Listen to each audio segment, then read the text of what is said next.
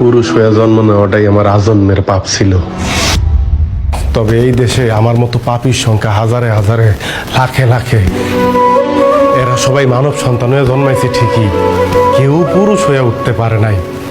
আর পুরুষ হয়ে না ওঠার যন্ত্রণা যে কত কঠিন, কত ভয়াবহ, প্রতিনিয়ত হারে হারে টের পাই। কারণ পুরুষের সাফল্যের ভাগ সবাই নিল, ব্যর্থতার ভাগ তো কেউ নিতে চায় না। কারণ সবাই মনে করে পুরুষ জন্মগ্রহণ করছে পরিবারের অন্যান্য সদস্যদের চাহিদা মেটানোর জন্য। অনেকে ভুলেই যায় পুরুষ নামক মানুষটার মধ্যেও একটা মন আছে, একটা হৃদয় আছে, হৃৎপিণ্ড নামক একটা বস্তু আছে। প্রিয়জনের কথার আঘাতে সেই হৃৎপিণ্ডটা না কাইপা ওঠে। ভুলা যাইবই না কেন কম, কারণ পুরুষ তো কখনো কারো প্রিয়জন হয়ে উঠতে পারে না। সব সময় পুরুষ প্রয়োজনই কাজে লাগে।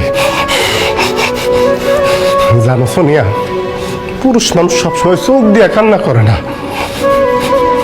মুখ দিয়েও আর্তনাদ করে না। পুরুষের মন কান্দে, হৃদয় আর্তনাদ করে। পুরুষ আবার সেই আর্তনাদ বুকের মধ্যেই চাপ দিয়ে ধরে রাখে, যাতে প্রিয়জনরা না শুনতে পারে। যদি কষ্ট পায়